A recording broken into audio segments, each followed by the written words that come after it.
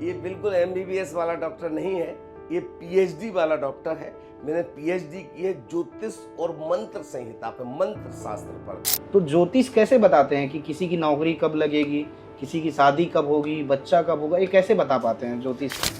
और ये पद या फिर इतने तारीख को इतने बज के इतने मिनट पर आपको संतान होगी, शादी होगी, विवाह होगा, आदि आदि चीज़ों की जानकारी निकाल के दे देना, ये मात्र पद रेखा से निकल सकता है, जो मैं पद रेखा के माध्यम से इसको करता हूँ। आचार्य जी, ज्योतिषाचार्य जो होता है, आप किसी की ज्योतिषी बताते हैं, आप किसी की भविष्यवाणी बताते हैं, कितनी सच्चाई होती है उसमें? सीटी स्कैन एकदम क्लियर, बाल के बराबर भी प्रॉपर अगर निकालना है तो वो आपको सीटी स्कैन पद रेखा से निकलेगा। क्या बात, आप मतलब एकदम सरल भाषा में उदाहरण के सहित समझा दिया आप। ये जो राशिफल पर दिन आता है, हर रोज जो आता है, वो राशिफल की कितनी सच्चाई होती है? क्योंकि एक राशि के तो करोड़ों लोग होंगे देश में, लेकिन 90% 5% भी किसी के बारे में अगर बता दिया जाए तो व्यक्ति के जीवन में बदलाव आ जाएगा। वो पशुओं को बिल्कुल इस तरह से काटा जा रहा है, वो आतंक हो रहा, निश्चित तौर पर भूकंप जैसी भयावह स्थिति आएगी, अभी भी लोग समझ जाए वरना होगा। दूसरा उदाहरण, बिल्कुल शांत बैठेंगे और 10 दिन बाद भारत उनके ऊपर बैंड बजाएगा, उनके ऊपर आक्रमण करेगा। और नेट 10वें दिन तारीख बताई थी, तारीख को वो इतने बजे बताया था कि रात को 12 बजे के बाद में अटैक होगा, और नेट उसी तारीख को इतने बजे होगा।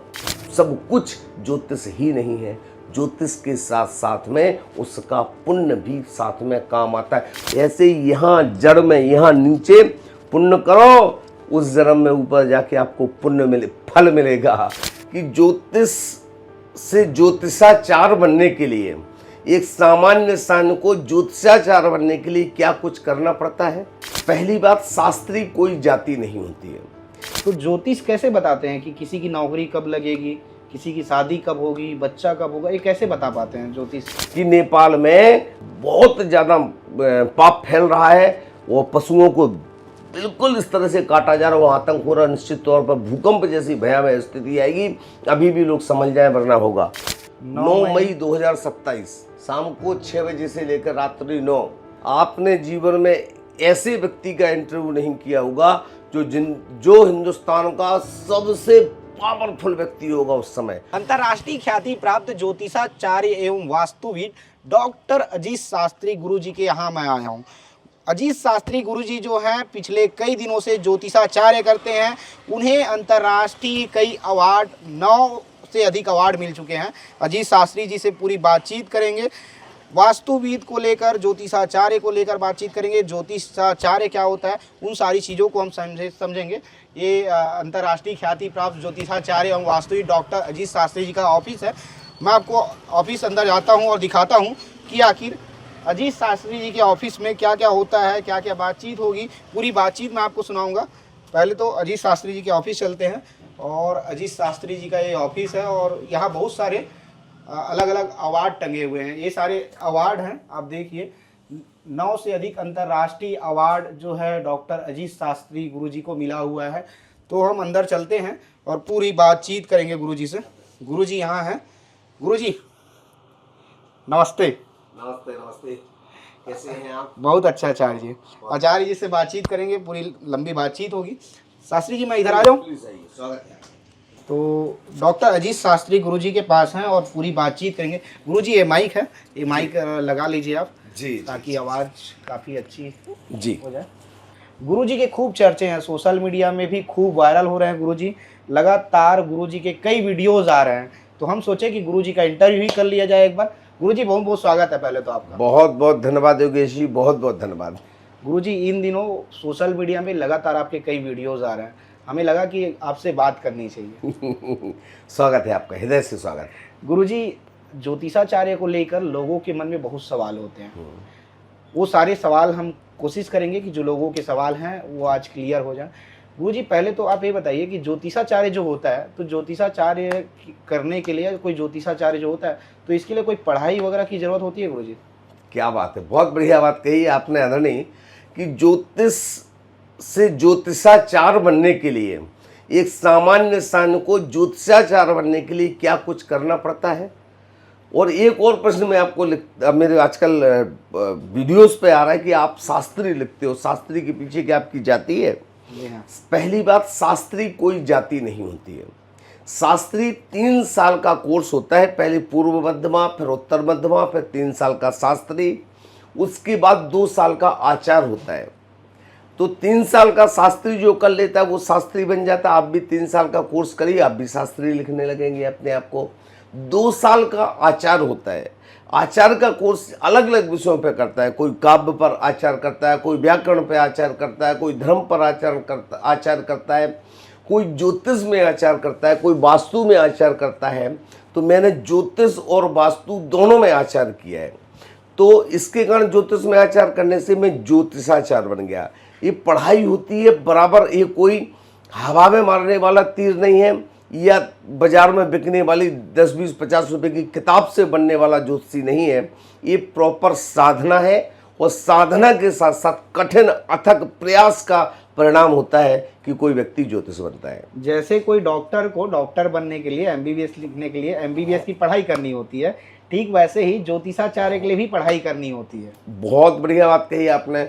और आजकल तो डॉक्टर बनने के लिए डॉक्टर लिखने के लिए डॉक्टर बनने की जरूरत नहीं है। हाँ, पीएचडी कर लो, डॉक्टर बन जाते कर लो, डॉक्टर। जी जी जी। आपके नाम के आगे डॉक्टर लिखा हुआ है, डॉक्टर अजीत शास्त्री गुरुजी जी। तो ये जो डॉक्टर है ये एमबीबीएस वाला डॉक्टर है कि पीएचडी वाला डॉक्टर है? ये बिल्कुल एमबीबीएस वाला डॉक्टर नहीं है, ये पीएचडी वाला डॉक्टर है। मैंने पीएचडी की है ज्योतिष और मंत्र संहिता पे, मंत्र शास्त्र पर। मंत्र शास्त्र पर मैंने भक्तांबर एक स्त्रोत होता है, उस पर मैंने पीएचडी की है, मंत्र शास्त्र पर। उसके कारण मुझे आचार्य शब्द से संबोधित किया जाता है। गुरुजी, हमें पता चला कि आप पद रेखा देखते हैं। जी। मैं तो आज तक सुना था कि हाथ की रेखाएं देखी जाती है, लेकिन आप अलग हैं, आप पैरों की रेखा देखते हैं। ये पैरों की रेखा के पीछे का क्या राज है? योगेश भैया, सबसे बड़ी बात बता दूं कि ज्योतिष शास्त्र में समुद्र ज्ञान और फलित ज्ञान दो अलग अलग विषय हैं। तो जिसमें फलित ज्योतिष जो होता है वो मात्र कुंडली में आप देख रहे होंगे कि मैं ज्योतिष का किसी का डेट ऑफ बर्थ डाला, बर्थ प्लेस डाला और मैंने इसमें किसी भी प्रकार का मैंने फलादेश निकाल दिया, तो वो तो हो गया फलित ज्योतिष। एक होता है सामुद्रिक ज्योतिष। सामुद्रिक ज्योतिष के साथ साथ में क्या होता है कि सामुद्रिक ज्योतिष सिर के बाल से लेके पैर के नाखून तक सभी चीजों को बता देना, जान लेना, वो सामुद्रिक ज्योतिष कहलाता है। सामुद्रिक ज्योतिष में एक जैसे पद रेखा विशेषज्ञ कहा, पद रेखा का ज्ञान हिंदुस्तान में लिमिटेड लोगों के पास है और वो जो ज्ञान ईश्वरी के पास है भगवान भगवत भक्ति से और मेरी लगत साधना और अथक प्रयासों से, अथक अध्ययन से मैंने पद रेखा का अध्ययन किया। और पद रेखा का अध्ययन कहाँ से किया? अगर सरलता से प्राप्त है तो किया जा सकता है। ये मूड़बद्री दक्षिण भारत में एक स्थान है, उस मूड़बद्री में मैंने जाकर के ताड़पत्रों में वो भाषा है। ताड़पत्र बोले तो ये क्या होता है? ये ताड़पत्र और भोजपत्र पुराने हजारों साल पहले ऋषि मुनि हुआ करते थे। वो ऋषि मुनि लिखते थे ताड़पत्रों में, भोजपत्रों। पहले कागज पे नहीं चलता था। हाँ हाँ हाँ। तो जो करौंदा का कांटा होता है ना, कांटे से या कलम से उस पर लिखा जाता था, भोजपत्र पर, ताम्रपत्र पर। तो वो ताम्रपत्र भोजपत्र पर जो मिलता था वो दक्षिण भारत में आज भी उपलब्ध है। हजारों साल पुराने शास्त्र, वो आज की भाषा नहीं समझ में आती है। मैंने स्वामी जी वहाँ पर रहते हैं, स्वामी जी से मैंने उनको गुरु बनाया, उनसे पूछा, मैंने इस भाषा को समझाइए। फिर उस बाद भाषा का ब्राह्मी लिपि आदि भाषाओं का मैंने भी ज्ञान किया और पद रेखा का ज्ञान अर्जित किया। पद रेखा इतनी अचूक होती है कि व्यक्ति का डेट वाइज फलादेश कर देना कि इतने तारीख को इतने बजे इतने मिनट पर ऐसा होगा, और ये पद या फिर इतने तारीख को इतने बज के इतने मिनट पर आपको संतान होगी, शादी होगी, विवाह होगा, आदि आदि चीज़ों की जानकारी निकाल के दे देना, ये मात्र पद रेखा से निकल सकता है, जो मैं पद रेखा के माध्यम से इसको करता हूँ। हाथों से भी तो ये निकल जाता है ना, हाथों में भी तो देखा जाता है, हस्तरेखा जो देखते हैं। देखिए, हस्तरेखा और पद रेखा में फर्क कितना है। जैसे कोई व्यक्ति सोनोग्राफी कराता है, उस सोनोग्राफी में जब क्लियर नहीं होता तो डॉक्टर कहता है एक काम करो सीटी स्कैन करा के आओ, उसमें क्लियर होगा। तो हस्तरेखा सोनोग्राफी है और पद रेखा सीटी स्कैन, एकदम क्लियर बाल के बराबर भी प्रॉपर अगर निकालना है तो वो आपको सीटी स्कैन पद रेखा से निकलेगा। क्या बात, आप मतलब एकदम सरल भाषा में उदाहरण के सही समझा दिया आप। जी आचार्य जी, ये जो ज्योतिष शास्त्र होता है, कितना जरूरी होता है एक व्यक्ति के जीवन के लिए ज्योतिष शास्त्र है, ज्योतिष को मानना, ज्योतिष के आदेशों को मानना, या ज्योतिष के पास जाना कितना जरूरी है? जितना अंधे के लिए आंखों की जरूरत है, गंजे को बालों की जरूरत है, चलने के लिए पैरों की जरूरत है, कार्य करने के लिए हाथों की जरूरत है, उसी प्रकार व्यक्ति को अपने जीवन के मार्गदर्शन को, मार्ग को प्रशस्त करने के लिए ज्योतिष की आवश्यकता है। कैसे आवश्यकता, सवाल ये उठता है, मैं उस सवाल को क्लियर करना चाहूँगा। जैसे ज्योतिष कोई हवा हवाई बात नहीं है, या ज्योतिष किसी की दृष्टि बदल सकता है, सृष्टि थोड़ी बदल देगा। तो उसके लिए उदाहरण के लिए कहा गया है, उसके लिए आप दूसरा उदाहरण, आप उसको ऐसे समझना कि जैसे मान लीजिए कोई व्यक्ति अंधेरे में जा रहा है, अंधेरे में जा रहा है, अंधेरे में खाइयाँ हैं, जंगल है, रास्ता है, सांप है, जहरीले बिच्छू है, उसे कुछ नहीं पता, अंधेरे में जा रहा है। तो ज्योतिषी क्या करेगा, उसको रोड को हाईवे नहीं बनाएगा, सांप नहीं भगाएगा, खाइयाँ नहीं भरेगा, मात्र वह आपके हाथ में एक टॉर्च दे देगा। आप टॉर्च के प्रकाश से देख के जा सकते हो, और सांप है बच के जाओ वरना डस लेगा।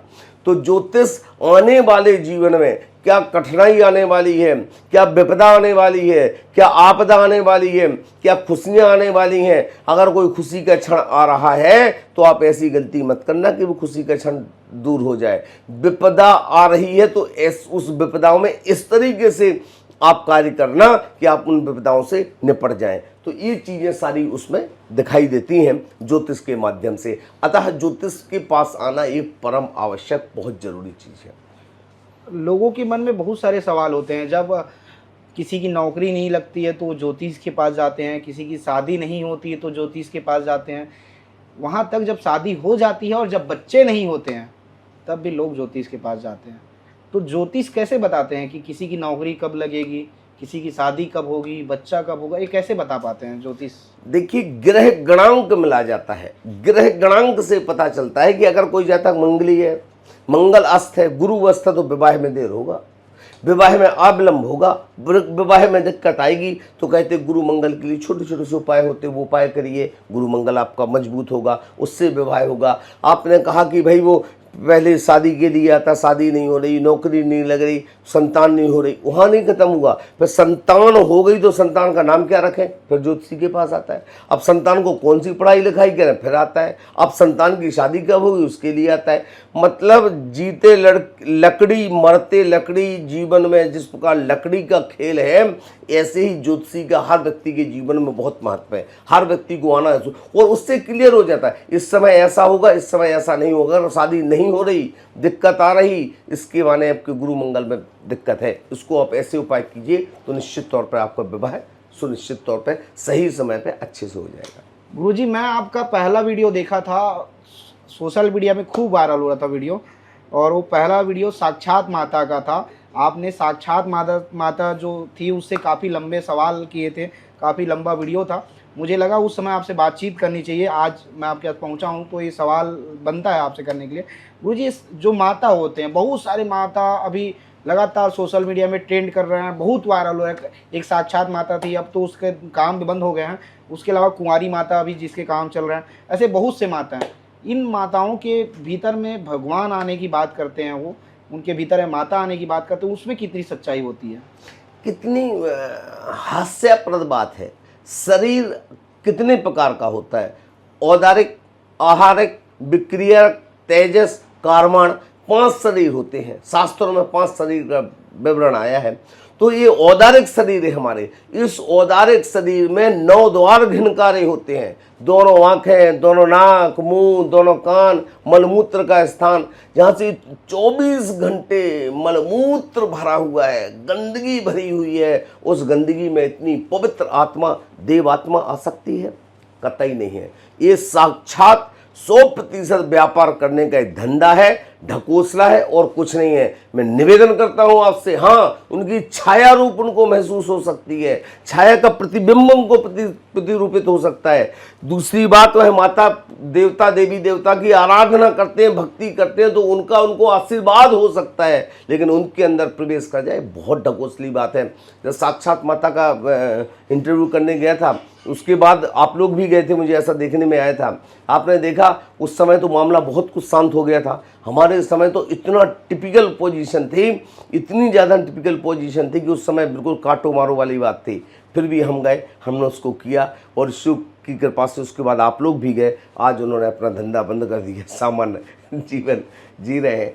तो मैं निवेदन करता हूँ सब माताओं से, पिताओं से, भाइयों से, बहनों से कि कृपया धर्म को बदनाम ना करें।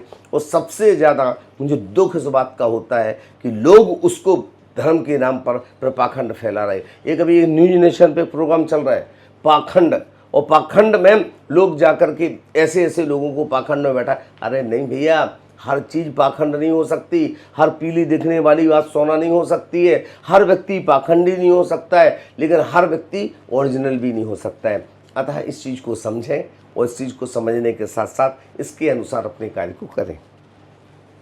ऐसे लोगों के पास जो जाते हैं बहुत आसानी से, क्योंकि लोगों के पास दुख इतना है, डॉक्टर के पास जाके लोग परेशान हो जाते हैं। तो मुझे लगता है कि सहारा लेना पड़ता है ऐसे माताओं का। उन लोगों को क्या कहेंगे, छत्तीसगढ़ के उन व्यक्तियों को क्या कहेंगे, आम जनों को क्या कहेंगे जो उनके पास जाते हैं उनके लिए? सबसे बड़ी बात तो आज छत्तीसगढ़ की नहीं, पूरे हिंदुस्तान की है। लेकिन छत्तीसगढ़ की बात करें तो हमारे यहाँ बहुत भोले लोग हैं, बहुत सरल लोग हैं, बहुत सहज लोग हैं, बहुत विनम्र लोग हैं, बहुत प्यारे लोग हैं। तो ये जल्दी से आसानी से किसी की बातों में आ जाते हैं। मैं निवेदन करता हूँ आप सबसे, देखिए भैया, इस तरीके से आप किसी के बहकावे में मत आइए, इस तरीके से किसी के उसमें मत आइए। हाँ, डॉक्टर का काम अपना है, डॉक्टर अपना दवा अपना काम करेगी, लेकिन दवा के साथ दुआ काम करेगी। ईश्वर की भक्ति करें, आराधना करें, पूजन करें, स्वाध्याय करें, चालीसा पढ़ें, जाप करें, मंत्र करें, यंत्र करें, अनुष्ठान करें। निश्चित तौर पर इससे आपके पुण्य में वृद्धिता आएगी। और जब पुण्य आपका वृद्धिगत होगा तो अपने आप संसार का रोग शोक भय बीमारी कष्ट भय उपद्रव अपने आप दूर हो जाएंगे। लेकिन कब होंगे? वो तब होंगे जब आपका पुण्य परिमार्जित होगा। अन्यथा ध्यान रखिएगा, पुण्य नहीं होगा तो आप कितना भी माता के पास चले जाओ, किसी के पास चले जाओ, जो माता इन द सेंस, मादा इन द सेंस, जो अपने आप में शरीर को कहती मैं माता हूँ, बट ऐसे लोगों के पास जाकर कुछ नहीं होने वाला भैया। ज्योतिषी के पास भी आने से कुछ नहीं होना। हाँ, रास्ता दिखाएगा, मार्ग दिखाएगा, मार्ग प्रशस्त जरूर करेगा। अतः ऐसी जगहों से जरूर बचें, विनम्रतापूर्वक आपसे निवेदन। धीरेन्द्र शास्त्री जी पर्चा खोलते हैं और पर्चा खोलकर वो बहुत सारी चीज़ें बता देते हैं, उसमें कितनी सच्चाई है धीरेन्द्र शास्त्री जी में? ये बिल्कुल सत्यता है। ये सत्यता कैसे है? कई विद्याएं होती हैं, जिन विद्याओं को अगर हम सिद्ध कर लें या वो विद्याएं हमें सिद्ध हो जाएं, जैसे एक कर्ण पिशाचनी विद्या होती है। कर्ण पिशाचनी विद्या सन 90 के आसपास की बात है। उस कर्ण पिशाचनी विद्या को सिद्ध करने के लिए मैं भी बैठा था। इस शमशान साधना होती है कर्ण पिशाचनी विद्या। लेकिन उसके बाद फिर क्या हुआ, हमारे घर में कुछ 90 या 91 की बात है, उसी समय मेरे फादर का एक्सपायर हो गया, तो फिर वो विद्या में पूरी नहीं कर पाया, सिद्ध नहीं कर पाया। कर्ण पिशाचनी विद्या सिद्ध हो जाती तो कर्ण पिशाचनी विद्या आपके कान में बैठ जाती है, और जैसे ही कोई व्यक्ति आता है वो मन में सोचता है, आप आएंगे मन में सोचेंगे, कान में कर्ण पिशाचनी विद्या बोल दी गई, ऐसा है बोलो। और कर्ण पिशाचनी विद्या देखना, आप जो भी इस प्रकार का पर्चा खोलते हैं उनको देखना, एक बार उनका हाथ कान के पास जरूर जाता है, वो कर्ण पिशाचनी विद्या ही उनको बताती है। दूसरी बात देखना, जब वो बताते हैं, जो भी पर्चा देखने वाले व्यक्ति वो हमेशा दायां या बायां सिर को जरूर घुमाएंगे। कर्ण पिशाचनी विद्या बाएं कान में होगी या कान में होगी, तो एक बार हाथ लगाएंगे, एक बार कान को हिलाएंगे, तो कर्ण पिशाचनी विद्या एक्टिव होती है और कर्ण पिशाचनी विद्या जागृत होती है, वो सारी बातों को बता देती है। तो ये बहुत बड़ी बात है, निश्चित तौर पर साधना का फल है और साधना के प्रतिफल के रूप में इसको बताया जा सकता है। आचार्य जी, ज्योतिषाचार्य जो होता है, आप किसी की ज्योतिषी बताते हैं, आप किसी की भविष्यवाणी बताते हैं, कितनी सच्चाई होती है उसमें? ज्योतिष पहले विषय ये समझ लेना, नीम हकीम खतरे जान। अगर कोई व्यक्ति अच्छा ज्योतिषी है, अच्छा ज्योतिष का जानकार है, अच्छा ज्योतिष का वो है, तो गारंटेड 90% बिल्कुल प्रॉपर चीज़ें बताएगा। और ज्योतिष 90 का 95% तक बिल्कुल सत्ता निकलता है, लेकिन 90-95 से ऊपर 100% कोई ज्योतिषी नहीं बता पाता है। लेकिन 90-90% 5% भी किसी के बारे में अगर बता दिया जाए तो व्यक्ति के जीवन में बदलाव आ जाएगा, जीवन में एकदम यूटर्न आ जाएगा, जीवन में खुशियाँ आ जाएंगी, जीवन में रही आपदा विपदा कष्ट भय उपद्रव परेशानी दुख दारिद्र वो अपने आप दूर हो जाएंगे। तो ज्योतिष 90-95% तक अगर सही जानकार ज्योतिष का है तो वह इसको निश्चित तौर पर बता सकता है। आचार्य जी, मैं इसलिए पूछ रहा हूँ क्योंकि यदि भविष्यवाणी आप कर सकते हैं और ज्योतिष हमारे देश में बहुत से हैं, यदि भविष्यवाणी कर सकते हैं तो देश में बड़ी बड़ी आपदा आती है, तो इन आपदाओं का संकेत तो आप पहले ही बता सकते हैं कि आपदा आने वाली, इससे तो बचाव हो सकता है। जो काफ़ी लोग जिसमें घायल होंगे, जिसमें काफ़ी लोगों की मौत होने वाली, इसका भी संकेत आपको मिल सकता है इससे। आपको इसका एक छोटा 2 उदाहरण बताता हूँ, मैं 3 उदाहरण बताता हूँ, 2 नहीं 3 उदाहरण बताता हूँ।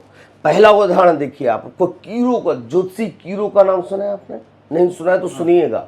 ज्योतिषी कीरू एक ट्रेन में सफ़र कर रहे थे, ट्रेन में जा रहा था और ट्रेन में सफ़र करते करते एक व्यक्ति ने पहचान लिया, अरे ये तो कीरू है, ये तो बहुत अच्छा ज्योतिष देखते हैं। उन्होंने पकड़ा, बोले साहब मेरा हाथ देखो, मेरा हाथ देखो। बोले साहब मैं चलते फिरते हाथ नहीं देखता हूँ, मैं नहीं देखूंगा, आप मेरे स्थान पे आइए, मैं देखूंगा। वो बार बार हाथ करे, मेरा हाथ देखो, ट्रेन चल रही, वो बार बार हाथ करे।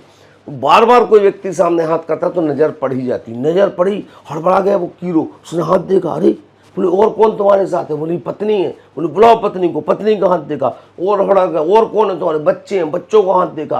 अब वो और घबराहट उसको बढ़ गई, उसने डिब्बे में आजू बाजू के सारे लोगों के हाथ देखना शुरू कर दिए। घबराहट उसकी और बढ़ते गई, वो बाजू वाले बोगी में चला गया, वहां जाके लोगों के हाथ देखे, वहां पे उसकी बेचैनी अति बढ़ गई। वो अगले स्टेशन पर उतरा, वो जाके सीधा स्टेशन मास्टर के पास गया, स्टेशन मास्टर से बोला इस ट्रेन को रुकवा दो, रद्द करवा दो। बोले क्यों? बोले क्योंकि आने बस आधा घंटे बाद इस ट्रेन का एक्सीडेंट होगा, और एक्सीडेंट होने के बाद में इसमें हजारों लोग मारे जाएंगे।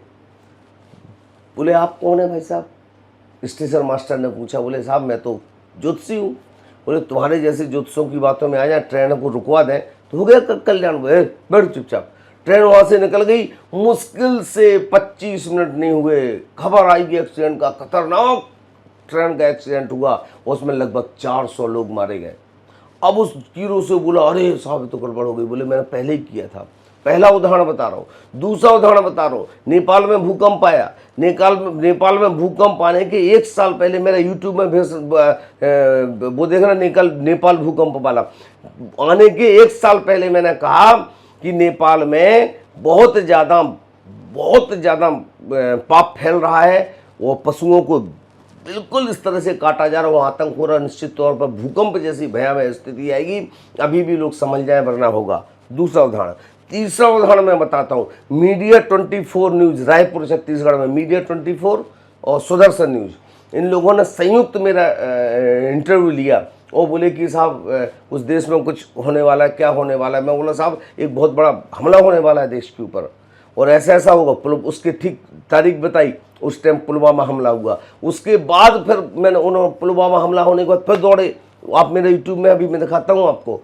फिर उसके बाद लोग आए, बोले पुलवामा हमला हो गया, फिर बोले कि साहब अब क्या होगा? मैंने कुछ नहीं होगा, 10 दिन तक बिल्कुल शांत बैठेंगे और 10 दिन बाद भारत उनके ऊपर बैंड बजाएगा, उनके ऊपर आक्रमण करेगा। और नेट 10वें दिन तारीख बताई थी, तारीख को वो इतने बजे बताया था कि रात को 12 बजे के बाद में अटैक होगा, और नेट उसी तारीख को इतने बजे हुआ। क्यों नहीं होता है? बताया जाता है। अब आपको समझिए नहीं समझिए, मैं इसके बाद में आपको वो वीडियो भी प्रोवाइड कराता हूँ, आप चाहें तो उसमें वो वीडियो भी चलाइए साथ में। मतलब संकेत आपको मिल जाते हैं और बाकायदा बताया जाता है। हाँ। लेकिन लोग नहीं समझते हैं, लोगों को लगता है कि ये तो ऐसे ही बोल देते हैं। हाँ। लोग समझते तो अपनी टीआरपी बटोरने के लिए कर रहा है, ये तो अपना नाम कमाने के लिए कर रहा है। लेकिन सत्यता ये, मैं आपको इस बात को मैं सिर्फ बोल नहीं रहा हूँ, उसका प्रमाण मैं आपको अभी देता हूँ, प्रमाण देता हूँ मैं आपको, उसका प्रूफ देता हूँ। एक व्यक्ति जो होता है, कितने घंटे एक व्यक्ति को पूजा करनी चाहिए? 1 घड़ी आधी में भी आध, कम से कम 24 घंटे में 1 घड़ी, 1 घड़ी मतलब 48 मिनट, आधी घड़ी 24 मिनट, आधे में भी आध 12 मिनट।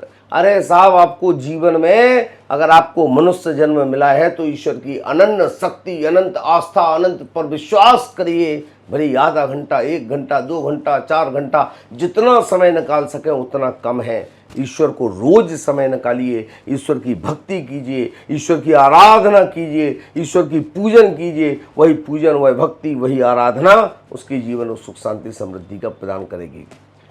जो राशिफल आता है, कई लोग होते हैं जो अखबार को खोलते हैं और अखबार में राशिफल पढ़ते हैं और खाली अखबार में राशिफल ही पढ़ते हैं। ये जो राशिफल पर दिन आता है, हर रोज जो आता है, वो राशिफल की कितनी सच्चाई होती है? क्योंकि एक राशि के तो करोड़ों लोग होंगे देश में। देख, राम की राशि और रावण की राशि, कृष्ण की राशि और कंस की राशि, महावीर की राशि और मारीची की राशि एक, लेकिन स्वभाव में बदलाव क्यों? पहला प्रश्न। दूसरा प्रश्न, उससे बड़ा प्रश्न मैं आपके सामने रखता हूं कि हर व्यक्ति की 2 राशियां होती हैं। कैसी 2 राशि? मेरे नाम अजय थे तो मेष राशि, जन्म में मेरा कुछ और नाम था तो एक और राशि। 2 राशि लोगों की होती। तो लोग पेपर खोलता है, सबसे पहले मेष राशि पढ़ा, इसमें लगा आज आपका गड़बड़ होने वाला है, दोस्त से लफड़ा होगा, ये नहीं मेरी राशि। वो वाली देखो, हाँ इसमें अच्छा सुखी मिलेगी, यही मेरी राशि है, वो मान लेता है। देखिए साहब, राशि, एक राशि के करोड़ों लोग होते हैं, लेकिन मात्र राशि काम नहीं आती है। राशि के साथ राशि पुण्याश्रय काम आता है, उसका पुण्य का उदय भी साथ में होना। मात्र अगर ज्योतिष सब कुछ काम करने लगता तो ज्योतिषी अपने आप को ब्रह्मांड की सबसे बड़ी शक्ति, सबसे बड़ी ताकत, सबसे बड़ी ऊर्जा, सबसे बड़ी एनर्जी, सबसे बड़ा सुपरमैन पावर बन जाता, स्पाइडरमैन बन जाता। लेकिन सब कुछ ज्योतिष ही नहीं है, ज्योतिष के साथ साथ में उसका पुण्य भी साथ में काम आता है, पूर्वकृत पुण्य आता है। उस विषय पर भी आगे चर्चा जरूर करेंगे अपन जी। मतलब ज्योतिष चार्य को भी तपस्या करना पड़ता है, आराधना करना पड़ता है। आपका कहना है कि आपका ज्योतिष, आप जो ज्योतिष कर रहे हैं, आप किसी की भविष्यवाणी देख रहे हैं, वो सच हो, वो काम करे, इसके लिए भी आपको आराधना वगैरह करना पड़ता है। हाँ, बिना ध्यान रखिएगा इस बात को, वकील को केस लड़ने के पहले पूरी पढ़ाई कर लिया। केस लड़ने से पहले 1 दिन पहले, अगले दिन पेशी के पहले 4 घंटा पढ़ता है। डॉक्टर को कोई बड़ा ऑपरेशन करना होता तो पहले वो पढ़ता है। किसी भी व्यक्ति को, एक पत्रकार को, आपको अगर किसी का इंटरव्यू भी लेने जाना है तो उसके पहले आप उसके बारे में सर्च करते हो, रिसर्च करते हो, पढ़ते हो, फिर जा करके करते हो। तो हमें तो किसी के जीवन और मौत का सब देखना है। कई बार व्यक्ति ऐसे आते हैं, साहब मैं मरने वाला हूँ, मेरी स्थिति ये चुकी है, मरणासन स्थिति है, खाने को नहीं घर में, कर्जे बढ़ चुके, मैं मर जाऊँगा। उस व्यक्ति का मुझे फलादेश करना है। तो उस व्यक्ति का फलादेश करने के लिए निश्चित तौर पर हमें बहुत अध्ययन भी करना पड़ता है और स्वयं को संयमित रखना पड़ता है। ध्यान रखिएगा, जब तक व्यक्ति के जीवन में संयम नहीं होगा, जब तक व्यक्ति संयमित नहीं होगा, किसी का कुछ भला नहीं कर सकता है। आदमी पी रहा है दारू, खा रहा है मुर्गा, खा रहा है मछली, खा रहा है मटन, और दूसरे का क्या भला करेगा? वो स्वयं का जीवन संयमित नहीं है, स्वयं के जीवन में जरा सी भी उसके एकाग्रता नहीं है, क्या करेगा दूसरा का निहाल। तो सबसे पहले जरूरत है स्वयं को मजबूत करिए, स्वयं की इच्छा शक्ति को मजबूत करिए, इंद्रियों को मजबूत करिए, फिर दूसरों के लिए आराधना करें। जब सिर पे हाथ रखते हैं कि जा बेटा तेरा आशीर्वाद है, जा तेरा कल्याण होगा। कल्याण तभी होता है जब उसके लिए हम उस प्रकार के खुद को संयमित करते हैं। तो आचार्य जी, कई बार होता ये है कि कोई जुड़वा बच्चे होते हैं, एक ही समय में पैदा होते हैं, एक ही घर में पैदा होते हैं, एक ही टाइम में पैदा होते हैं, लेकिन कोई बहुत ऊपर पहुंच जाता है, लेकिन कोई बहुत नीचे रहता है। इसके पीछे क्या रीजन है? इसके पीछे क्या कहानी है? क्या गजब बात कही, ये तो मुझे दिल को छू गई बात कि एक ही ग्राम में, इसको थोड़ा और बड़ा कर देता हूँ प्रश्न को, एक ही राज्य के, एक ही शहर के, एक ही मोहल्ले के, एक ही वार्ड के, एक ही अस्पताल में, एक ही कमरे के अंदर 2 भिन्न भिन्न माताओं ने, 2 अलग अलग माताओं ने 2 अलग अलग बच्चों को एक ही समय में जन्म दिया। एक बच्चे को तो जन्म से ही अपनी माँ के साथ साथ नहलाने धुलाने के लिए धाय माँ मिली, और दूसरे बच्चे के लिए धाय माँ तो छोड़ो, खुद की माँ भी चल बसी। एक बच्चे को जन्म से ही खेलने के लिए सोने के खिलौने मिले, और दूसरे बच्चे के लिए खेलने के लिए जमीन के पत्थर भी नसीब नहीं हुए। एक बच्चों के लिए सोने को सोने का पलना मिला, दूसरे बच्चे को सोने के लिए लकड़ी का पल्ला भी नसीब नहीं हुआ, एक बच्चे को 10 मंजिला मकान मिला, एक बच्चे को 10 मंजिला मकान तो छोड़ो 10 फुट की जगह भी नहीं मिली। ऐसा क्यों? वो तो एक ही समय में एक ही टाइम में पैदा हुए थे, राशि एक थी, नक्षत्र एक था, फिर ऐसा क्यों हुआ? भैया ध्यान रखना, कल का किया हुआ पुरुषार्थ, अब इस बात को हाईलाइट करना कि कल का किया हुआ पुरुषार्थ आज भाग्य बनकर फलीभूत हो रहा है, और आज का किया हुआ पुरुषार्थ कल भाग्य बनकर फलीभूत होगा। निश्चित तौर पर पूर्वकृत पुण्य, देखिए कुछ मत हैं आदि, जो जिन मतों का नाम नहीं लेना चाहूँगा, सांख्य मत आदि इत्यादि कुछ मत हैं जो कहते हैं जियो मौज मस्ती में जियो, जियो मौज मस्ती में जियो और घी उधार ले लेकर पियो। क्यों? अगला जन्म होना ही नहीं है, अगले इसी जन्म में सब कुछ खाओ पियो ऐश करो एंजॉय करो। लेकिन नहीं, यहाँ पर कहते हैं सनातन धर्म कहता बेटा अगर इस जन्म में तूने कर्जा लिया तो अगले भाव में चुकाना पड़ेगा, अगले जन्म में वो तेरा बेटा बनेगा, बीमार रहेगा, तेरा जमाया हुआ पूरा जमा पूंजी खर्च करके वो चला जाएगा। तो उस बच्चे को जन्म से ही उसका पाप कर्म इतना था पूर्व का कि इस जन्म में जन्म लेने के बाद रोड में घूम रहा है, और एक बच्चे का पूर्व का पुण्य इतना था पूर्व जन्म का कि इस जन्म में उसको अपना पुण्य साथ आया। तो राशि के साथ साथ पूर्व जन्म पूर्वकृत पुण्य भी काम आता है। इसीलिए कहते हैं भैया ध्यान रखना, अभी आप ऐसो आराम की ज़िंदगी जी रहे, धन है, दौलत है, गाड़ी है, घोड़ा है, बंगला है, मकान है, पत्नी है, बच्चे हैं, आज्ञाकारी सब कुछ है, उसमें ऐसो आराम कर रहा है, धन नाम नहीं कर रहा है, दान नहीं कर रहा है, पूजन नहीं कर रहा है, भक्ति नहीं कर रहा है, आराधना नहीं कर रहा है, और लेकिन अगले भाव में अब आपको रोड पे घूमना पड़ेगा, क्योंकि इस अगले जन्म के लिए आपको जोड़ नहीं रहे, अगले जन्म के लिए पुण्य जोड़ो। ये एक उदाहरण देता हूँ, नारियल का पेड़ देखा है आपने? जी। नारियल को देखा होगा आपने, डाब हरा डाब, उसको बड़ी मुश्किल से काट के पिलाया जाता है, लेकिन वो कितने ऊंचे पेड़ पे लगा होता है, उतने ऊंचे पेड़ पे लगा है, तो क्या कोई किसान अकेले में जाके टुल्लू पंप से उसमें पानी भर देता है क्या नारियल में? नहीं, संभव ही नहीं, संभव ही नहीं। वो पानी कहाँ डालता है? नीचे डालता है, जड़ में डालता है, ऊपर जाके नारियल में पहुंच जाता है। ऐसे ही यहाँ जड़ में, यहाँ नीचे पुण्य करो, उस जन्म में ऊपर जाके आपको पुण्य मिले, फल मिलेगा। तो उसी प्रकार ध्यान रखिएगा जीवन में कि आपको सिर्फ एक राशि के लोग होने से, एक समय जन्म लेने से ही सब कुछ नहीं होगा, पूर्वकृत पुण्य भी साथ में होना परम आवश्यक है। गुरुजी, अभी आपने कहा कि पूर्व जन्म के जो कर्म है, कर्म के पुण्य काम करते हैं, लेकिन जब भगवान ने पहली बार पृथ्वी पर इंसानों को पैदा किया होगा, सभी बच्चे एक साथ पैदा हुए होंगे, तो उनके पुण्य, उनके क्या कर्म रहे होंगे पिछले जन्म के? सृष्टि भैया ये भी विधिवत होना है, ये भी कर्म संयोग है, ये भी निमित्त निमित्ताधीन है, ये भी होना था कि जो उस समय सृष्टि की रचना हुई थी आपके अनुसार। हालांकि अन्य मत, अन्य धर्म अलग तरीके से इसको कहते हैं, इसलिए कॉन्ट्रोवर्शियल होगा, फिर भी मैं इस बात को बता दूं कि उस समय जो पैदा हुए थे, जो बच्चे धरती पे हुए थे, उनका पुण्य ही वैसा था, सबका एक साथ वहाँ पे आए थे, ये बात मान के चलिएगा। अच्छा, तुलसीदास जी ने लिखा है, होइए सोई जो राम रचि राखा, तो फिर भविष्यवाणी के पीछे, ज्योतिष के पीछे क्यों भागे फिर लोग?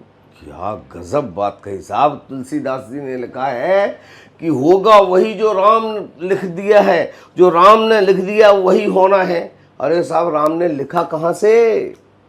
उन्होंने भी जो लिखा है वो आपके अकाउंट को देख करके, रामचंद्र जी भी just like a CA, just like a vakil, just like a auditor, he is not a ordinary man, you know that.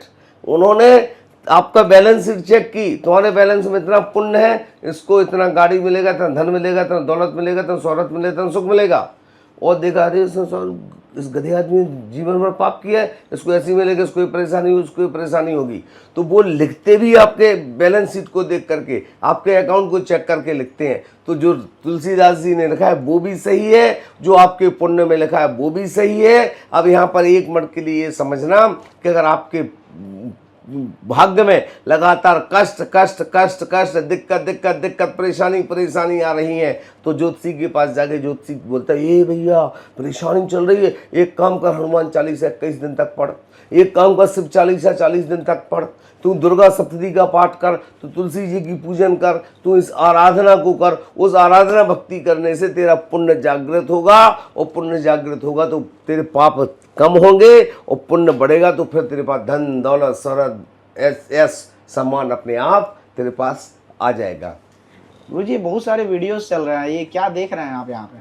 ये मित्र है हमारा ऊपर का ऑफिस, ऊपर मंदिर है, और मंदिर के साथ साथ आप लगातार हवन देख रहे होंगे, ये मंदिर के साथ साथ ऊपर हवन चल रहा है। ये हवन हमारे पास अनुभूत रूप से बाहर के लोगों का कोई व्यक्ति कहता है, अभी एक महामृत्युंजय का हवन चल रहा है, एक दिल्ली के एक हमारे जजमान हैं, उनके बेटे को आकस्मिक कुछ दिक्कत आ गई है, तो वो हॉस्पिटलाइज हैं, तो उनका फ़ोन आया, उनके नाम से महामृत्युंजय का हवन चल रहा है। चलो ऊपर जाके दर्शन करवाते हैं और बाकी दर्शकों को उसके ठीक है, ऊपर में भी दिखाएंगे ऊपर में क्या क्या है। गुरुजी पहले ये बताइए, आप हाथों में बहुत सारे अंगूठी पहने हैं ना, इसका क्या कहानी होता है? क्योंकि मैं देखा हूँ कि कई बड़े मंत्री जो होते हैं, बड़े नेता होते हैं, चाहे हम अमित शाह की बात करें, चाहे जो अमिताभ बच्चन है उनकी बात करें, पन्ना हीरा जैसे नीलम जैसी चीज़ें पहनते हैं, इसके क्या महत्व हैं? रत्नों का भी अपना विज्ञान है। जैसे रत्नों में मैंने रूबी पहना है, ये रूबी जो होता है, देखिए कहा जाता है कि जब भी कोई स्टोन को पहने, पत्थर को पहने, तो उसको वो आपकी बॉडी से टच होना चाहिए। उसके पीछे विज्ञान है। जब जो सन रेस निकलती हैं, सूर्य की किरणें निकलती हैं, तो इस पर पड़ती हैं, और ये माउंट आपका सूर्य का है, तो यहाँ से जो रेसेस निकलती हैं तो वो आपकी बॉडी में एब्जॉर्ब होती हैं और आपके जीवन में उस प्रकार का परिवर्तन लाती हैं। तो निश्चित तौर पर रत्नों का भी अपना एक विज्ञान है, रत्नों का एक अलग साइंस है, रत्नों एक अलग प्रकार की एक विधा है, वो भी अपने जीवन में अपने रूप से के अनुसार काम करती है। मतलब हकीकत में काम करती है? क्योंकि लोग पूछते हैं, लोगों का कहना है, लोगों को लगता है कि ये जो अंगूठी वगैरह पहनते हैं वो ऐसा ही पहन लेते हैं। मैं तो देखिए कुछ और भी कारणों से पहना हूँ, कारण जो ऑन रिकॉर्ड नहीं बोल सकता हूँ, लेकिन रत्नों का प्रभाव 100% तो नहीं मानता हूँ मैं, लेकिन कुछ परसेंट जरूर काम आता है। क्योंकि आप स्वयं ज्योतिष हैं, आप खुद भविष्यवाणी देखते हैं लोगों का, और उसके बाद आप इतने सारे अंगूठे पहने, तो मुझे लगा कि ये सवाल करना चाहिए आपसे।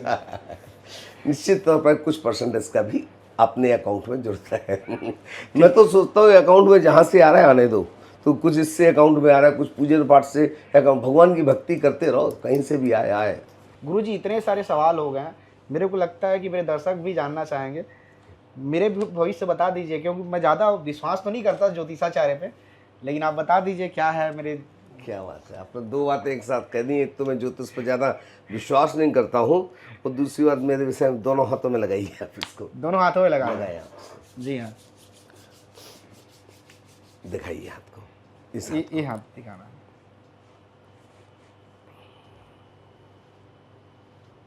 देखिए कहते हैं ना, जब तक तेरे पुण्य का बीता नहीं करार, कर ले कितने पाप तू तुझको माफ हजार, ऐसे ही पुण्य में जोड़ देना जब तक तेरी परेशानी चल रही। तो देखिए मित्र, योगेश जी नाम लिखते, पूरा नाम क्या लिखते हैं? योगेश यादव लिखता हूँ। योगेश यादव। आपकी जन्म तारीख क्या है? सिर्फ तारीख। 7 जुलाई। 7 जुलाई 7/7 फिर 1998 98 7/7। वेरी गुड, बहुत बढ़िया। आप शुक्र प्रधानी जातक हैं। शुक्र प्रधानी जातक होने के साथ साथ में आप थोड़े जिद्दी और गुस्से वाले व्यक्ति हैं। जल्दी आपको जिद्दी गुस्सा आता है। निम्न मंगल कमज़ोर होने के कारण आपके हाथ में आपको पेट से संबंधित परेशानी, गैस, एसिडिटी, कॉन्स्टिपेशन, कमर में दर्द, पैरों में दर्द, ये तकलीफ जरूर रहती होगी। आपके पैसे की रुकावट में भी दिक्कत आ रही, लेकिन ये सामान्य जानकारी तो कोई भी ज्योतिषी बता देगा। मैं आपको कुछ ऐसी जानकारी दे रहा हूँ जो व्यक्ति कोई ना बता पाए।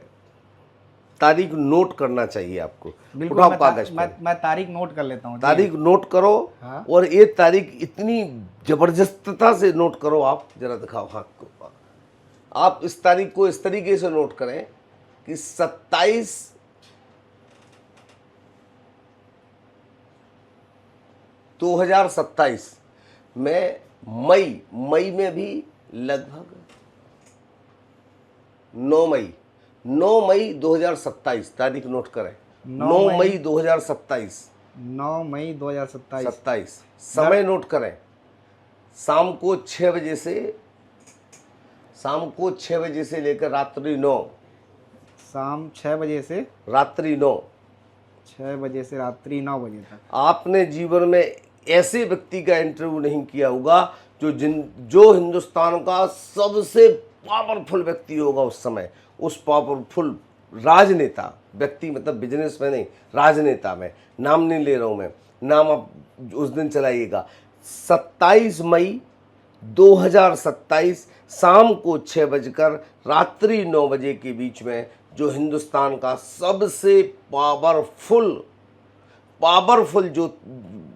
जो राजनेता होगा, उस राजनेता के साथ आप बैठ करके एक टी के साथ में, चाय के साथ में आप उसका इंटरव्यू करते दिखाई देंगे।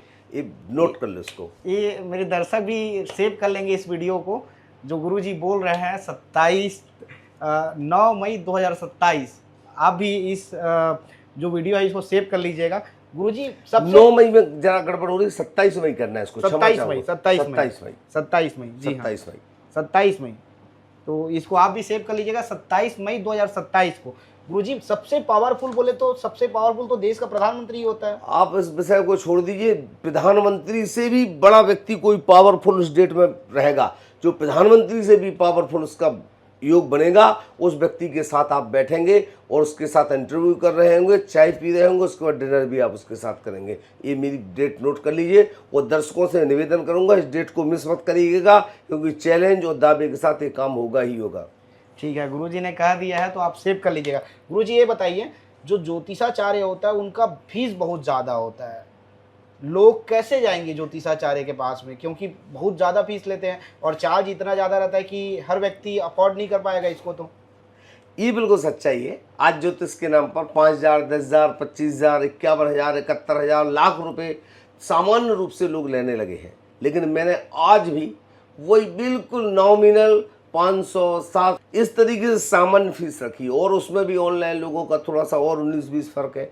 लगभग मैंने वही फीस रखी है ताकि अधिक से अधिक लोग आ सकें और लोगों को अच्छे से अच्छी जानकारी दे सकूं, ताकि जीवन में मैं पैसे के लिए महत्व नहीं देता हूं। निवेदन करूं दर्शकों से, मैं पैसे के लिए महत्व नहीं देता हूं।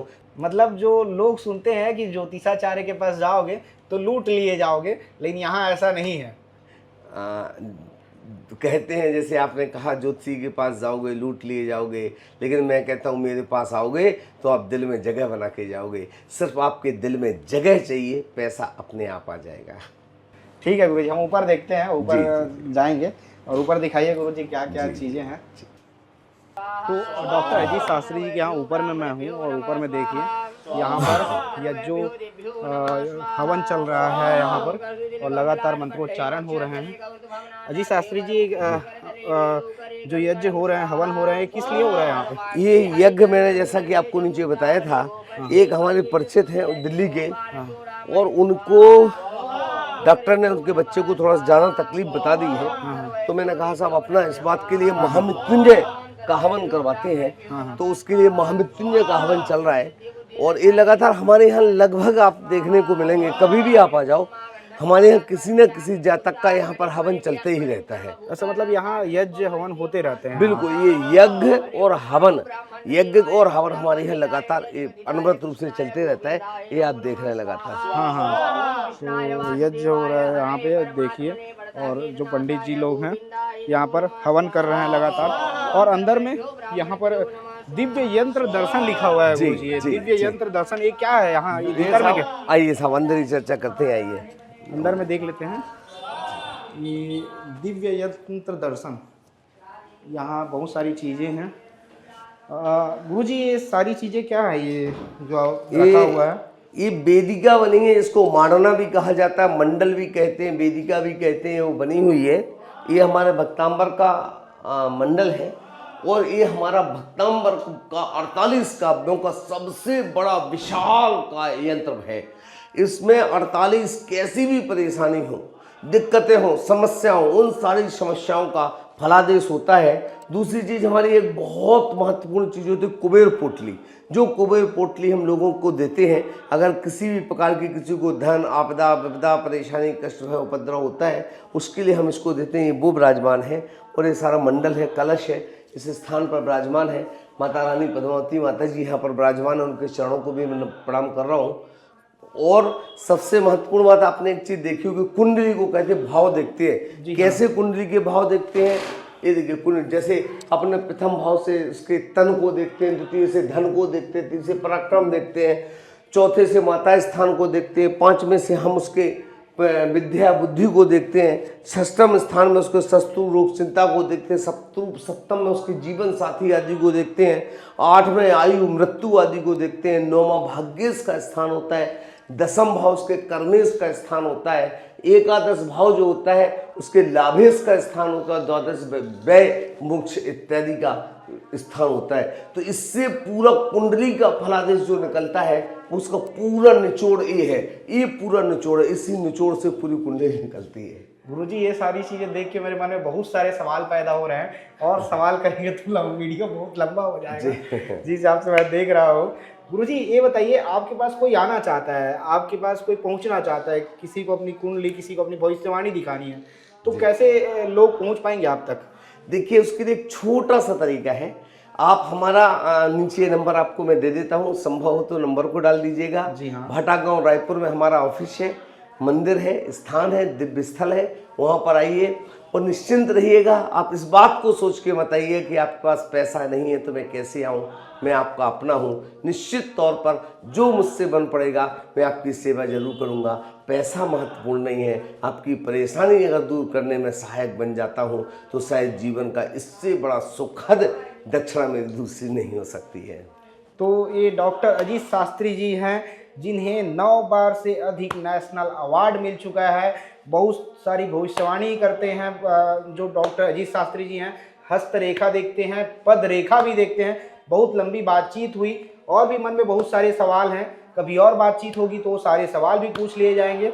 लेकिन ये वीडियो आपको कैसे लगा कमेंट करके ज़रूर बताइएगा। और यदि अजीत शास्त्री जी से आपको मुलाकात करनी है, आपको भी अपनी भविष्यवाणी जानना है, तो नीचे डिस्क्रिप्शन में अपना नंबर दे दिया हूँ मैं, अजीत शास्त्री जी का नंबर हम डाल देंगे, आप कांटेक्ट कर सकते हैं डिस्क्रिप्शन में नंबर में कॉल करके।